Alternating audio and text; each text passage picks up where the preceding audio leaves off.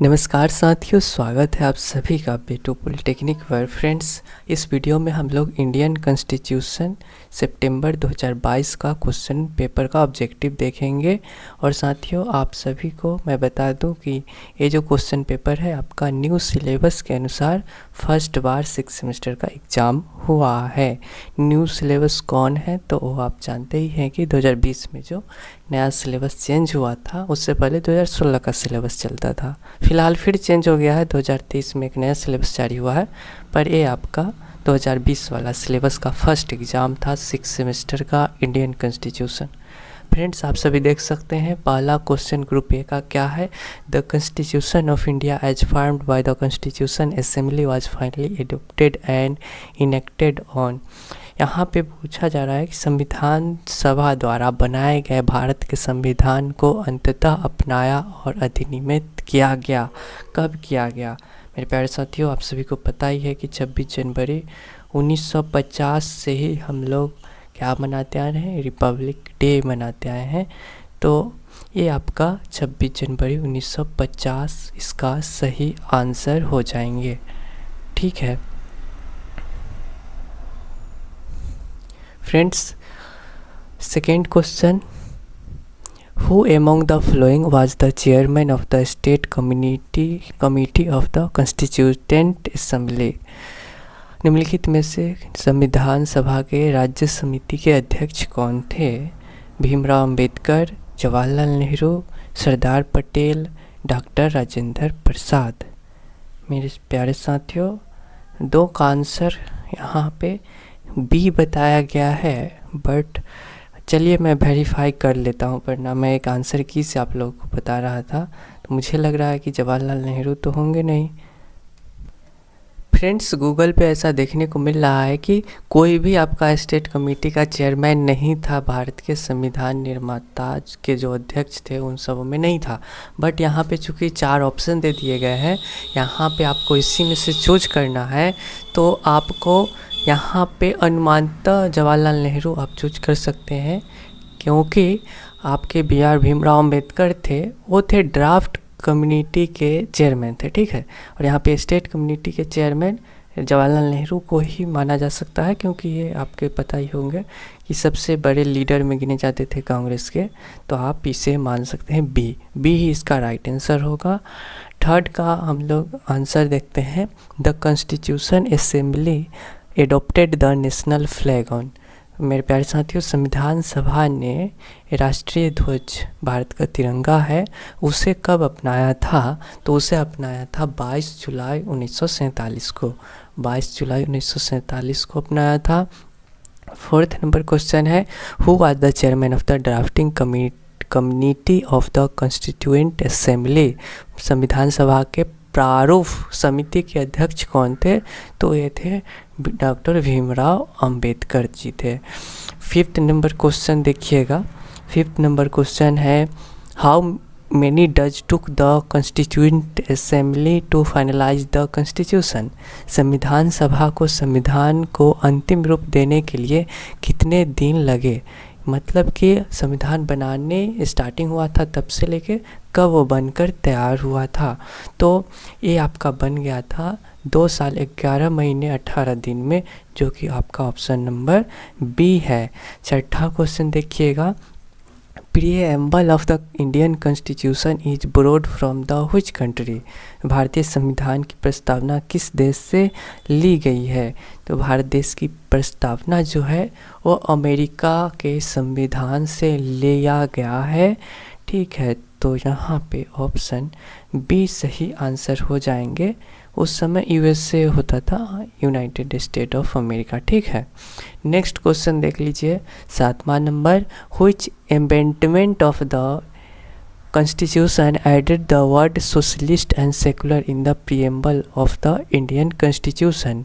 संविधान के किस संशोधन द्वारा भारतीय संविधान के प्रस्तावना में समाजवादी और धर्मनिरपेक्ष शब्द जोड़ दिए गए थे?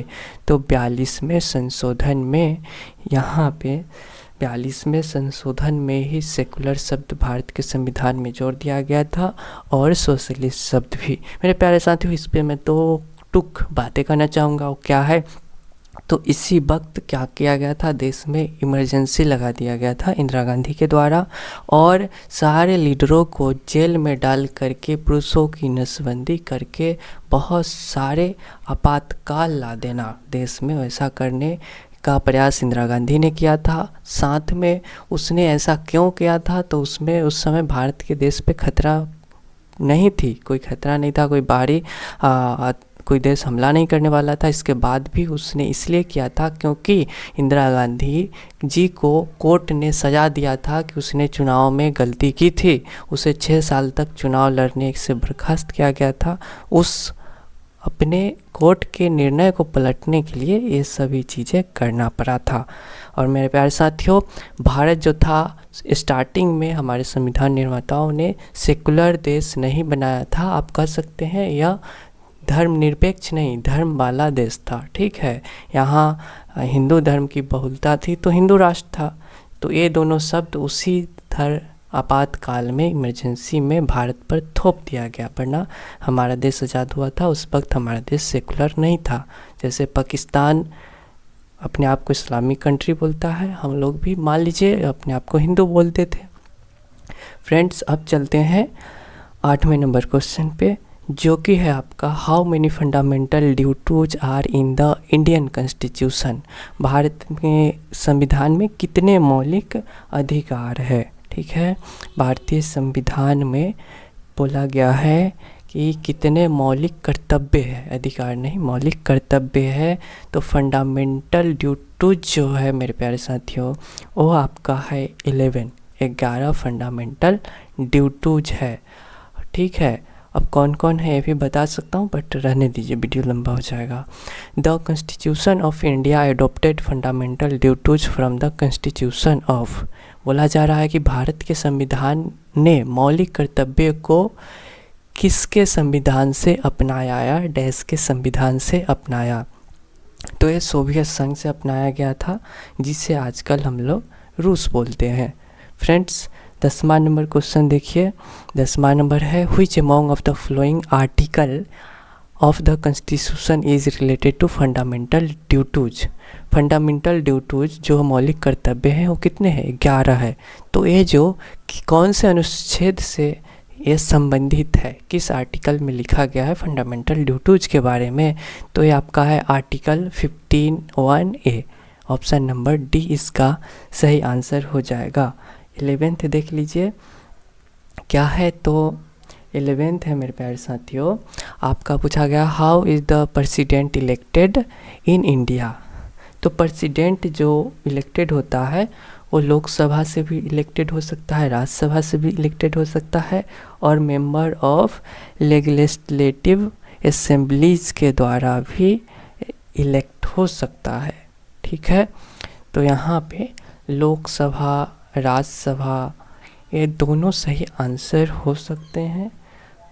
ठीक है, ये दोनों सही हो सकते हैं, ये भी और ये भी। चलिए, तो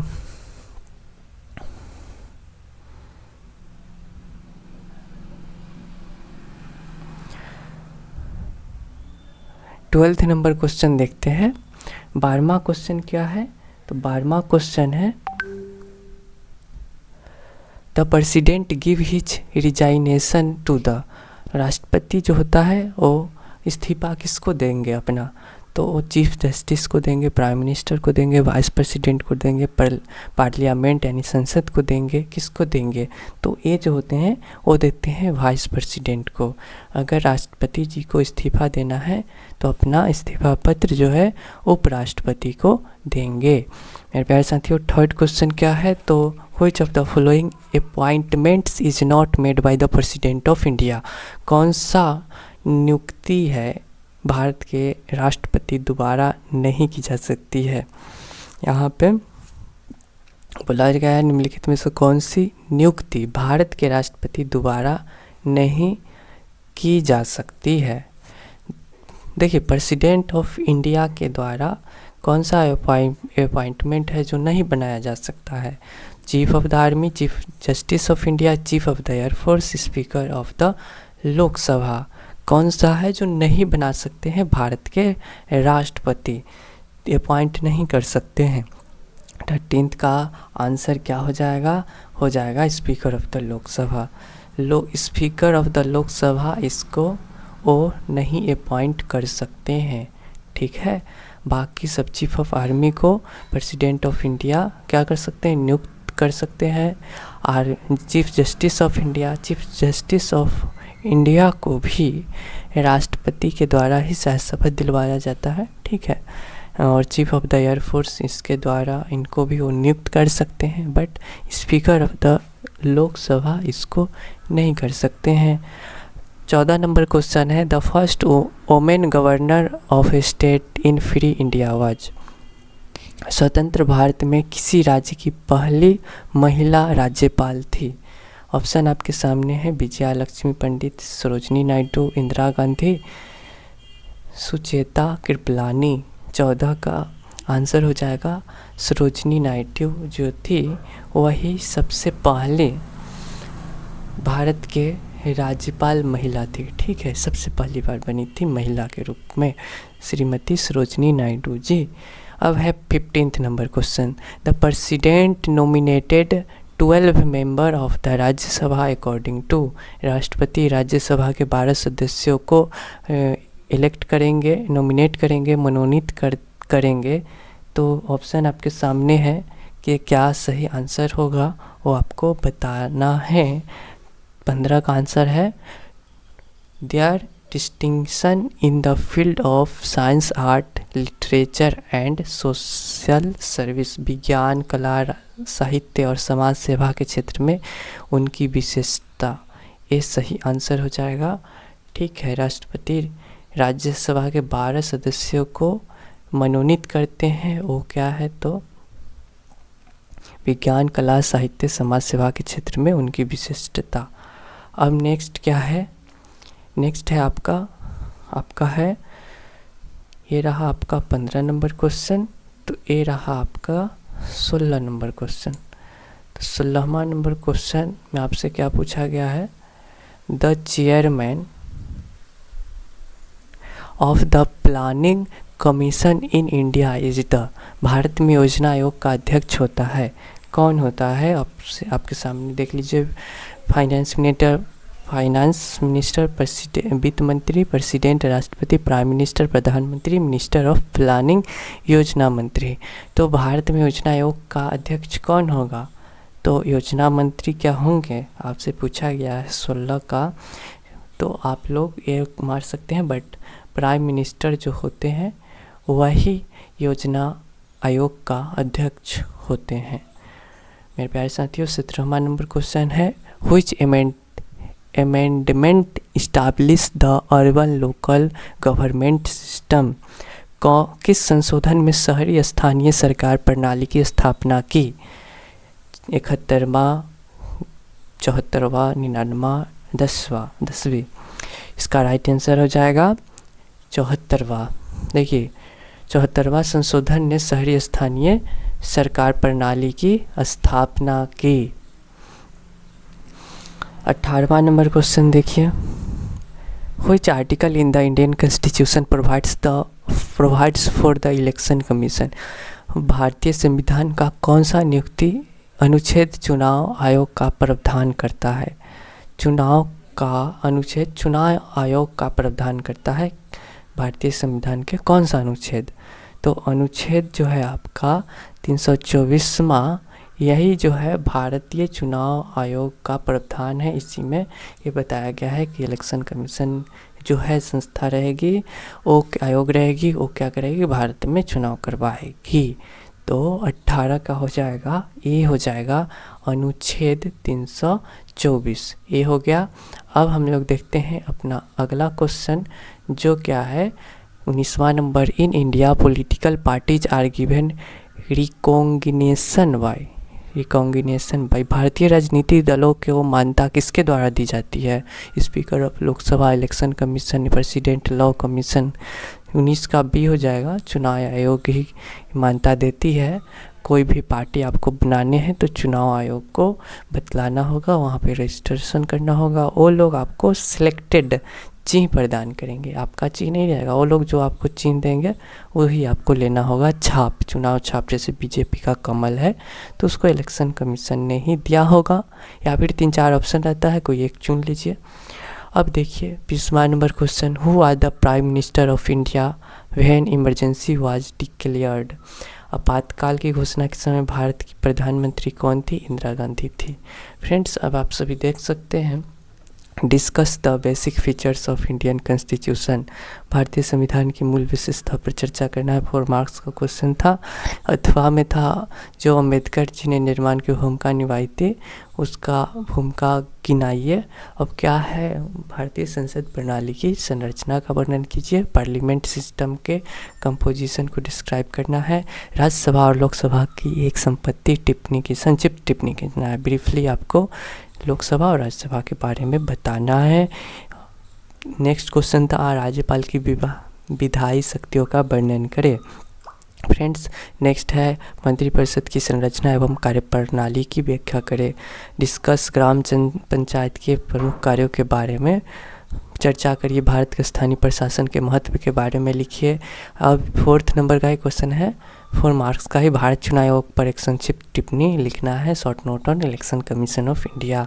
भारत के स्वतंत्र निष्पक्ष चुनाव के प्रावधानों के महत्व पर चर्चा कीजिए। Discuss the importance of the provisions of free and fair election in India.